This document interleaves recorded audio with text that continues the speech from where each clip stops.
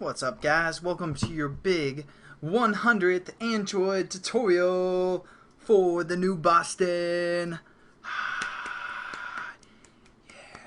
If you've made it this far, give yourself a pat on the back. Yeah, I don't know about that intro. I was trying to do something crazy since I'm going crazy. After making 100 tutorials, talking to the computer screen, you tend to go crazy a little bit.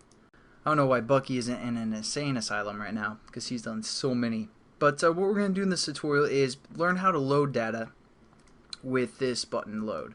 And in the next tutorial, after this one, I'm going to show you guys how to properly save and properly load data, because yeah, this is the frame. This is, I mean, nothing new for the most part. This is how you do it with the file input and output stream, but there's a better way that you want to code. So I'll show you that in the next tutorial. But first, let's get into it. Let's start our load button here. So what we're going to do is we're going to create a file input stream now. So we're going to just say file input stream, and we're going to call this FIS for file input stream, because again, file output stream is to save data, and this is to kind of read the data, load the data, all that good stuff.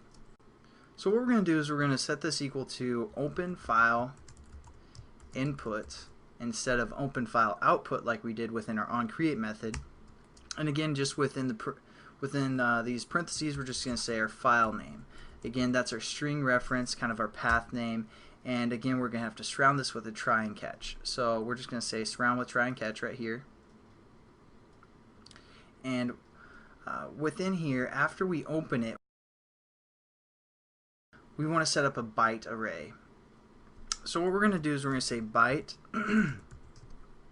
array, which is basically going to read all the data, all the bytes, and all that stuff. So we're just going to say data array, something like that. And what we're going to set this equal to is a new byte, and we're going to reference within our square brackets here is just getting the length of our file input stream. So we're going to say file input stream dot available, and basically that's going to return the amount of bytes this file input stream has. So it's just setting our array up to the same length as however many bytes is in our file input stream. So again, we get an error. We just need to add another catch clause to our surrounding try, and that's input output stream exception. And now what we're going to do is we're going to say while file input stream dot read does not and we're going to say read data array like this, and I'll explain everything as we go here, and does not equal -1. So what we're doing here, let me just talk over everything real quick. We set up a file input stream, which is referring to our file name, which is that string reference. Then we're setting up a byte array, and that's basically going to get the length of our input stream, how many bytes it is, and then what we're going to do is say while it is not equal to -1. So what it's going to do is it's going to read through our file input stream, and once it reads through everything, it's going to set this read up to -1. So once it hits -1, we know we've read everything for the most part. So that's just what this means. It's pretty standard in Java and all that stuff.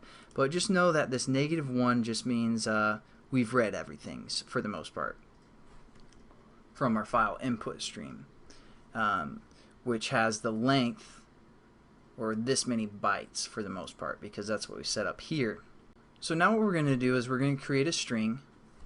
So we're going to call this collected, something like this. And above our try, we're just going to set up this string here. So string collected initially equals null when we hit our load button. And then we're going to set this collected string equal to a new string. And within here, we're going to say our data array.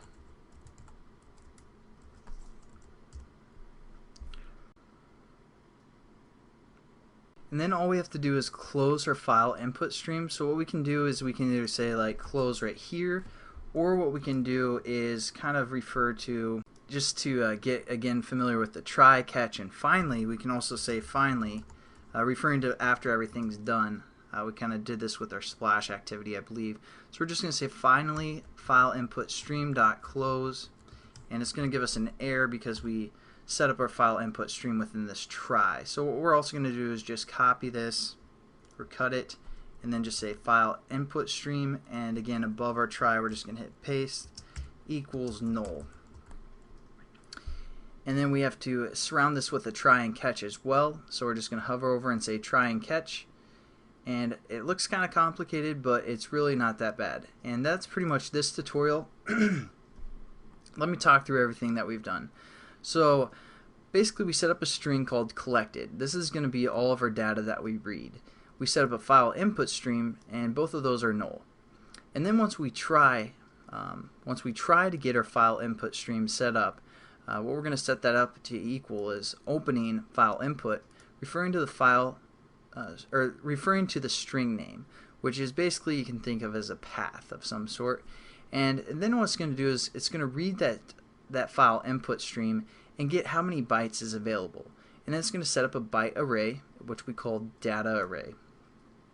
Then while our file input stream is reading all of those bytes for the most part, and as long as that's not equal to -1, because when it equals -1 we're done. It's going to break out of our while loop.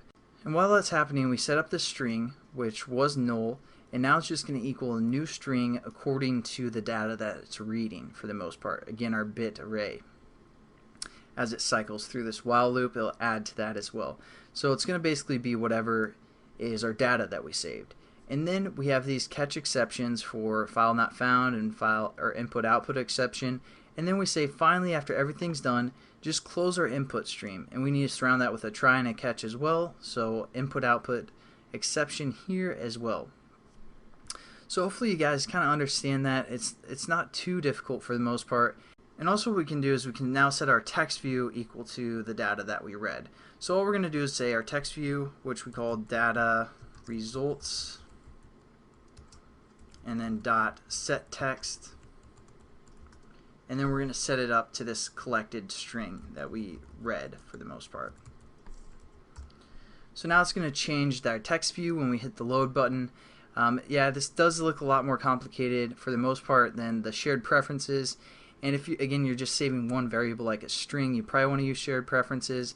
But I just want to get you guys familiar with the input-output streams and working that way, because when we work with external data, that's kind of the concepts that we're going to have to know. So thanks again for watching, guys. Hopefully it wasn't too confusing, and I'll catch you guys in the next tutorial. Peace.